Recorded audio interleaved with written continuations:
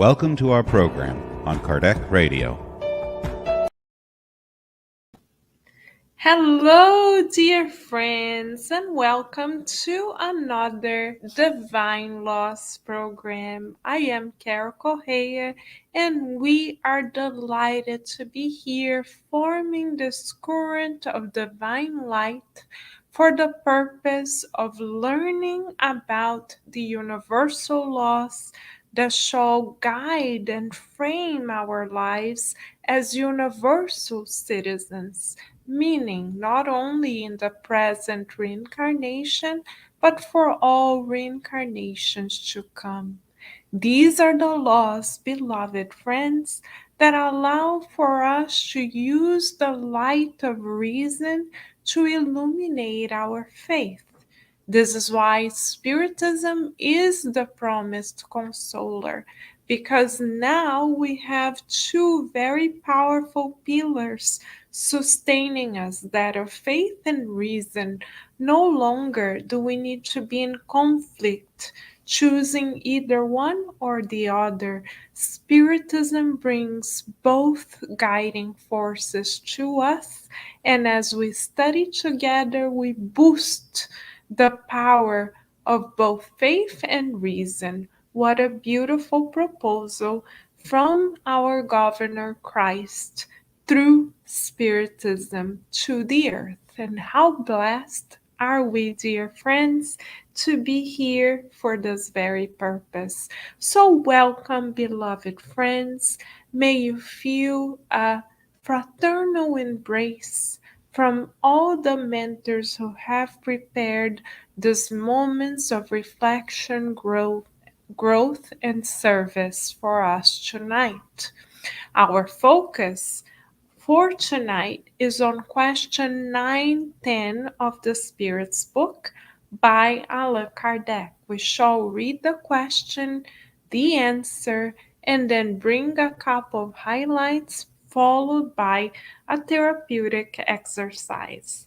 Let us begin then, dear friends, with much gratitude in our hearts. In question 910, Kardec asks the illuminated spirits the following question: can humans find in spirits an effective aid to help them overcome their passions? Excellent question, since we are incarnated on the earth to overcome our past tendencies that no longer serve us. Let us hear from the mentor spirits and learn together. They say the following to Kardec and to all of us: if you sincerely pray to God and your guardian angel, good spirits will come to your aid. That is their mission. What a beautiful, concise, and yet consoling answer from the illuminated spirits, dear friends. It is a consoling truth to know that we can count on the guidance of loving spirits who have loved us much beyond the present time, and who, in the name of God, invest on our divine nature. What a beautiful certainty we can carry in our hearts. But one question remains for our reflection.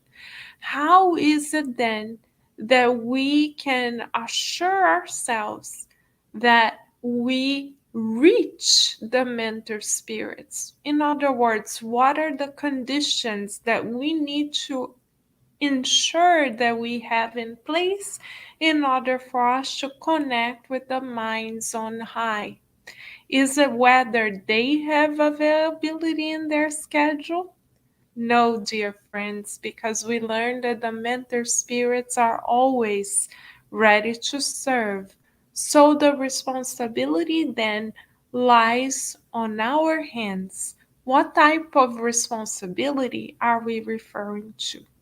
The responsibility to care for our heart as a dwelling of the eternal spirits. What do we mean?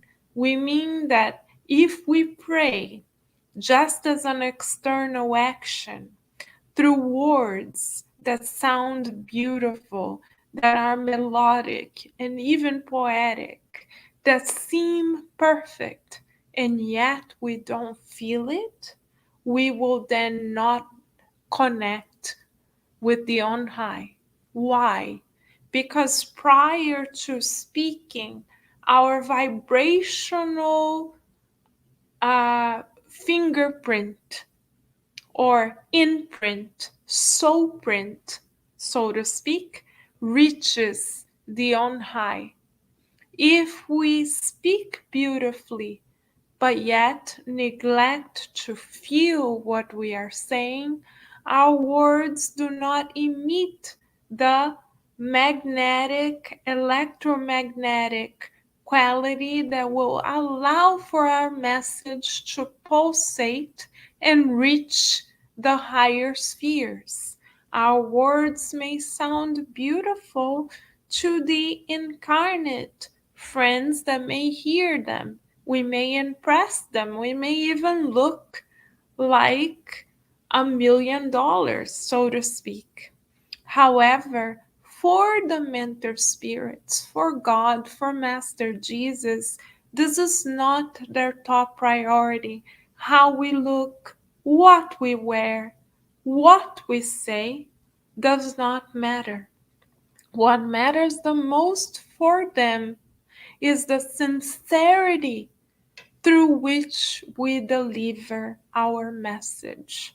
So it doesn't matter if we go, beloved friends, to the Spiritist Center every week, if we do volunteer work every month, if we fulfill, quote unquote, the expectations of society, if we sound and look polite and well put together, all of this will not matter as much as the feeling, the intention that we put behind our thoughts, feelings, actions, and words.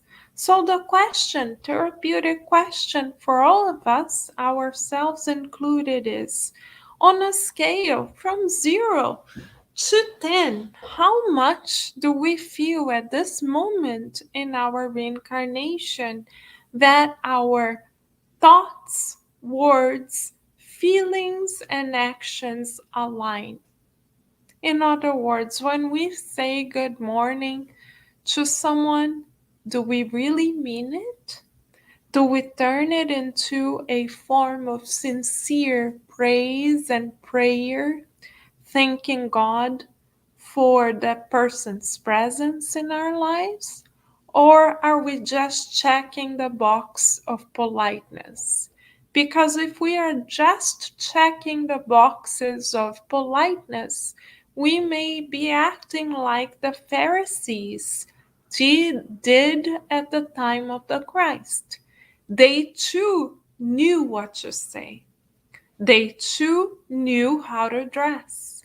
They too knew how to comply with societal norms. They too knew how to be appropriate, behaviorally speaking. However, they didn't feel the laws of God in their hearts. They knew how to wash their hands, say Master Jesus, but they did not at that time sincerely wash their hearts or open their hearts to the message of God. So, how much, dear friends, are we still to this day like the Pharisees? Because, for instance, if we say good morning but don't mean it, if we say we are spiritists, but all we do is fulfill our spiritist duties, like going to the center, check, doing volunteer work, check, but our minds and hearts are not present there. We are not yet mindfully there.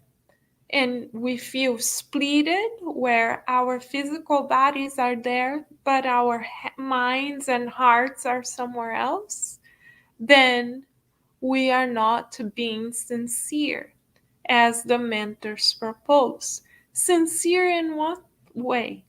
Sincere before our own consciousness and before God. It is only when we learn together with Master Jesus as a model to be mindful at home, at work, at the Spirit Center, being fully present and giving of ourselves, that we are going to be able to pray from the heart.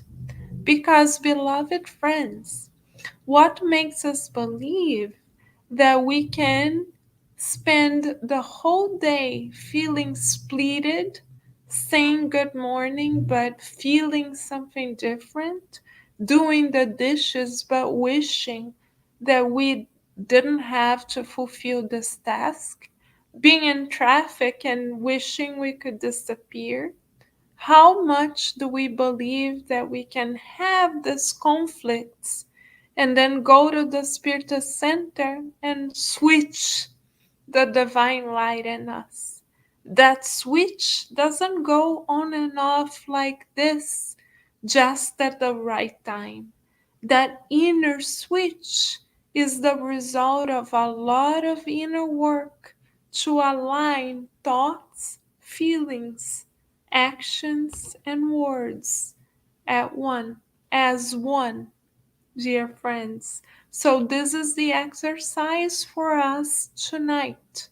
Let us practice within the next 24 hours, turning our lives into a sincere prayer. How so? By aligning our feeling, thoughts, words, and actions with the proposal from on high, with sincerity, with kindness, with fraternity, with all embracing love. Shall we, dear friends? This is the proposal for all of us from the mentors on high as we celebrate Christmas this time of the year. It is a beautiful time for us to allow the light of the Christ of the earth to inspire us and guide us to new spiritual heights where we seek for more coherence and alignment with the divine laws. Thank you, dear friends, for joining us tonight. Let us continue visualizing the good, feeling the good, and molding the good within ourselves so that we become one with the universal laws of love. Feeling this divine love that unites us all, we send everyone a big hug, and we already look forward to seeing you again next time for another Divine Loss program. In the meantime, please stay tuned right here on Kardec Radio, because here there's always more to nourish our souls. Bye for now, and many thanks, dear friends.